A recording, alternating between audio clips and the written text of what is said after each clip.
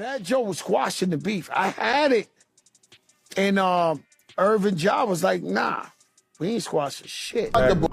No, But you and I'm squash not it good because I didn't start it. And listen, I didn't start it, and I don't continue it. I mind my business. Things just got wild all over again. We're talking 50 Cent and Ja Rule reigniting the chaos. Out of the blue, Ja couldn't help himself. He had to stir the pot, firing off slick jabs at 50 like it's still 2003. You'd think time would have cooled things down, but nope. Ja still seems bitter about how it all went down back in the day. And guess who just stepped into mess? Fat Joe. Yep, he's chiming in too, calling out Ja for keeping this ancient feud alive. Supposedly, all goes back to that infamous night in Atlanta when 50 allegedly laid Ja out. That's the version making the rounds. And it looks like Ja never really bounced back from that blow. Now, here we are, with old wounds reopening as Ja and 50 go back and forth with shady posts like they've been waiting for round two. Ja lit the fuse by jumping on X, throwing some serious shade while bragging about his tour cash. He dropped a flashy highlight reel from one of his sold-out shows, captioned it, "Y'all going to that Ja Rule concert?" Like he wanted the whole internet to know he's still packing venues. But you know 50 wasn't just going to let that slide. He lives for this kind of smoke, and everyone knows it. Now with Fat Joe jumping into the mix, it feels like we just stepped back into the early 2000s, rap beefs and all. Then more voices jumped in, just throwing fuel on the flames. First up, Tony Yayo. He couldn't help but bring up an old story that's clearly been living rent-free in his mind for years. He brought up that legendary night in Atlanta, the one where 50 Cent supposedly knocked out Ja Rule. Yayo told it like it was some kind of folklore, a battle tale from the streets, just to remind folks this feud runs deep. And then, boom, Fat Joe entered the chat with some heavy-hitting honesty. He didn't sugarcoat it. Joe said straight up, Ja's still salty because that beef with 50 didn't just bruise his ego. It shattered his career in ways people don't fully understand. According to Joe, Chaz like, go in the hotel, yeah, it was so good. All right, cool. Ja Rule there. This is after 50 got murdered. I don't believe you. Black Child, I'm there. Nigga Fifth KO'd that. So look, Ja Rule just come in the elevator. Murder! So look, He didn't say that. He didn't say murder. 50 didn't just throw shots. He launched an all-out mission to dismantle him. He made Murder Incorporated look soft. And back then, in the early 2000s, soft was a death sentence in hip-hop. Joe broke it down. Ja Rule had the radio on lock. Smooth hooks, massive hits, the kind of songs everybody knew by heart. He was a certified star. But once 50 started roasting his street cred and clowning his vibe, the streets started second-guessing him. Suddenly, the same fans that once screamed Ja's lyrics started seeing him as a joke. Record labels pulled back. Promoters started ghosting, and before long, Murder Incorporated S-Reign started collapsing. Things only got messier when the label got caught up in a serious federal investigation. That spotlight didn't just dim, it went black. Joe even dropped a wild truth bomb. He actually tried to step in and squash the beef himself. He said he saw how toxic this whole thing had become, not just for Ja, but for the whole New York rap game. Joe really tried to broker peace, thinking it could preserve careers and keep NYC's legacy alive. But right when it seemed like a truce was possible, Irv Gotti and Josh shut it all down. They flat out told Joe they weren't trying to make peace. They wanted the smoke. Now, if you need a quick flashback to how this epic feud even started, we're rolling all the way back to 1999. Ja Rule was in Southside Jamaica, Queens, filming a music video when he got robbed. Straight up. But then, in his memoir, 50 claimed it was one of his own boys who did it, changing the whole narrative. But Ja, he tells a different version. He admitted the robbery happened, but swore he never saw 50 with the guy who did it. In Ja's eyes, the real drama wasn't about the robbery. He said the beef sparked when 50 caught feelings after being iced out by the Murder Incorporated crew during the video shoot for Ja's track, Murder for Life. Things started going left when 50 Cent felt disrespected and left out, And that's when things began to spiral. Not long after, he dropped Life's on the Line, a track that didn't name Ja Rule directly, but it was obvious who the shots were aimed at. To make things even messier, 50 mocked Murder incorporated its infamous murder chant, taking direct aim at their whole image and vibe. That moment marked a real turning point. The tension boiled over. Eventually, it turned. Ja Rule's tickets, like seats at his concert. You did. Cheap tickets. The tickets were very affordable. Right. They was on like StubHub. Yeah, I bought the first 4 How rows. How many did you buy? If you say you bought the first 4 rows, is that a couple hundred? Yeah, it was cheap though. It was cheap tickets. Physical in Atlanta. This wasn't just rap anymore. Ja and 50 actually got into a fight, and both of their chains were snatched in the chaos. Word on the street is someone from 50's crew ended up with Ja's pendant, and according to 50, they later traded it for a Movado watch, treating it like a petty trophy swap. But Ja denied that version, claiming 50 had nothing to do with the chain being taken. It became just another layer in the back and forth over who really had the upper hand. Fast forward to March 2000. Word got out that 50 Cent was recording at the legendary Hit Factory in New York City, and Ja Rule, along with his crew, pulled up. Things escalated fast. What started as a heated confrontation turned violent, and 50 ended up getting stabbed. Both Ja Rule and Murder Incorporated S. Black Child were arrested, and later on, Black Child admitted to stabbing, saying it was done in self-defense. But here's the wild part. 50 didn't whine about it in interviews or play victim. He shook it off like just another day in the life and stayed focused, completely unfazed. That was his mindset, always locked in on the bigger goal. But it didn't stop there. In 2002, 50 made a major move by signing a multi-million-dollar deal with Shady/Aftermath, aligning himself with Eminem and Dr. Dre, two of the biggest names in the industry. That deal changed everything. Shortly after, he released the No Mercy, No Fear mixtape with G-Unit, which included the track Wanksta. That song was a direct diss aimed at Ja Rule and Murder Incorporated. It dropped hard in 2002 and gained even more momentum when it was featured on the 8 Mile soundtrack. Wanksta became one of the breakout records that launched 50 into the mainstream spotlight. The lyrics were brutal. He called out rappers who bragged about money in the streets but were really broken soft, accusing them of using street credibility as a brand but failing to back it up when real situations popped off. It was a clear shot at Ja Rule, stripping away whatever street persona he had left. Meanwhile, after the Hit Factory incident, Irv Gotti tried flipping the narrative by accusing 50 of filing an order of protection against Ja and Murder Incorporated, try and make it look like 50 was scared and hiding behind the cops. All part of the effort to challenge his street cred by Ja Rule's tickets.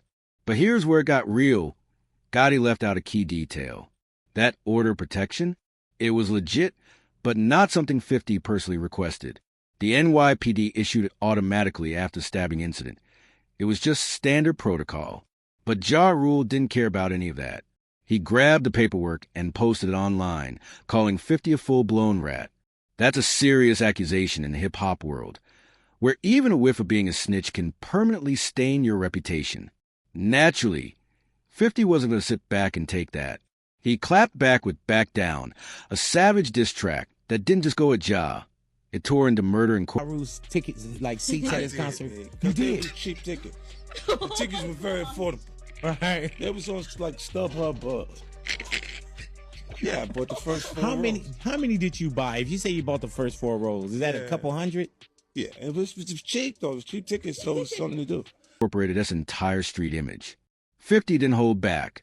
He dissected Ja Rule's persona bar by bar like it was nothing. But just 2 months later, Ja came swinging with loose change, and he went nuclear. He didn't just fire back at 50. He took shots at G-Unit, Eminem, Haley, Dr. Dre, Busta Rhymes, and even Chris Lighty. He accused 50 of snitching again, threw a homophobic jab at Dre, dragged Eminem's wife into it, and came for the whole Shady/Aftermath family. But 50 wasn't alone. Eminem and Busta Rhymes had his back, and together they hit back hard with Hail Mary, a brutal parody of Tupac's classic track. They mocked Ja for trying too hard to be like Pac, and dismantled him verse by verse. "I'm not a rapper," 50 once said. I remember this rapper. I was just along for the ride. It was pure humiliation. After Hail Mary dropped, the entire hip-hop world seemed to turn its back on Ja Rule. That track didn't just diss. It felt like a public execution of everything Murder Incorporated had built. Ja's street image was in shambles. Fans started clowning him for chasing Pac's shadow, while 50 and G-Unit were rising like giants. And just when it couldn't get worse, Murder Incorporated was hit with real heat. Federal investigations. The feds came down hard on Irv Gotti and the label, probing alleged money laundering ties, and that cast a dark cloud over everything.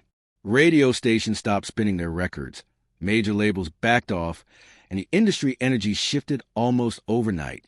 Meanwhile, 50 was blowing up. He dropped Get Rich or Die Trying, and the album flew off the shelves. Every single became an anthem. In the club, Many Men, they drowned out anything Ja tried to release. Ja attempted to pivot with new music, leaning more into R&B collabs, hoping to win back his core audience. But the streets weren't having it. Fans mocked the shift, and every time Ja dropped something, 50 would swoop in with another diss, interview, or skit to make him look weaker. By the mid-2000s, Ja Rule's career was hanging on by a thread. The chart-topping hits weren't hitting like before. Every move he made was shadowed by 50 Cent, who seemed determined to make sure Ja couldn't catch a breath. 50 kept the clowning going, in interviews on mixtapes and in music videos. Remember the Piggy Bank video? He turned Ja, Fat Joe, and Jadakiss into animated jokes, and fans laughed with him. Hip-hop wasn't vibing with Ja anymore. They were laughing at him. Ja tried to reinvent himself again, doubling down on soft, radio-friendly tracks with Shawnee, but that only gave 50 more material, calling him soft and saying he'd abandoned his street roots.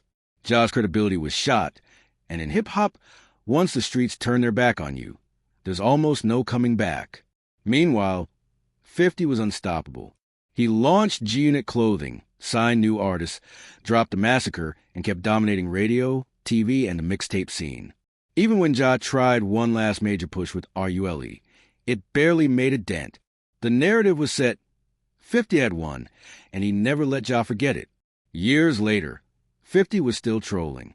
He'd bring up old stories, roast Ja online, even buy out entire front rows of Ja's concerts just to leave them empty. It stopped feeling like a rivalry. It felt like 50 just enjoyed toying with him. Ja made one more pivot with his fifth album, Blood in My Eye, going for a grittier, street-heavy tone to prove he still had that edge. But it backfired. Critics trashed it. Fans didn't buy it.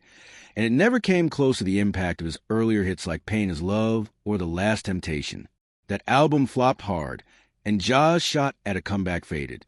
Even Ja and Irv eventually had to face the facts. They were losing. Murder Incorporated, once a chart-dominating powerhouse, had crumbled. And 50 Cent? He was standing tall. But he wasn't done yet. In 2014, more than 10 years after the height of the beef, 50 trolled again, this time at Hot 97 Summer Jam. He performed I Smell P live on stage, flexing in front of thousands, just to remind everyone who really won. And of course, Ja couldn't let it go. He fired back in his memoir Unruly, the highs and lows of becoming a man, doubling down on the old claim that 5-0 was the one who snitched, triggering the Murder Incorporated raids. But 50, as always, denied it and flipped it into more jokes and taunts. The beef got so petty, just started going off on social media, ranting that he owns 50's soul, and calling him every name in the book. But all it did was give 50 even more fuel to roast him. Fast forward to today, and somehow, this feud is still going strong. Social media gave it new life, and Ja can't help but throw shots now and then. Lately, he's been bragging about sold-out shows and posting captions aimed at 50, trying to prove he's still relevant. But 50 lives to this kind of smoke. He claps back instantly, flexing international stadium tours, mocking Ja's past, and reminding fans who came out on top, just when it felt like the same old back and forth. Fat Joe stepped in. A longtime friend of both sides, Joe finally said what many were thinking. Ja Rule can't let it go because the beef ruined his career. He reminded the public that 50 didn't just diss Ja. He dismantled Murder Incorporated's whole image and left them vulnerable to federal takedowns. That comment hit hard because it came from someone the culture respects. Naturally, it stirred up more drama. Fans started reposting old interviews, debating who really won, and reliving the early 2000s like it was yesterday. Ja fired off cryptic tweets. 50 dropped savage memes, and it felt like a rap soap opera playing out in real time. Then Ja snapped again, going full disrespect. Let's be clear, he said, I mind my business, but for some reason 50 keeps my name in his mouth. I think he'd rather have my D in his mouth, LMAO. It was a straight low blow, but 50 doesn't take anything lying down. He fired back with one of the pettiest moves in rap beef history, buying 200 tickets to Ja's concert just so the front rows would be empty. Imagine pouring your heart into a performance, and the first 5 rows are nothing but empty seats. It wasn't just online trolling. It was real-life humiliation. But this feud isn't just about jokes and diss tracks. There's a darker side that's been whispered about for years. Some believe this goes deeper than rap. There are rumors that Ja and Murder Incorporated may have been connected to the 2000 shooting that nearly killed 50 Cent. Nothing's ever been proven, but the streets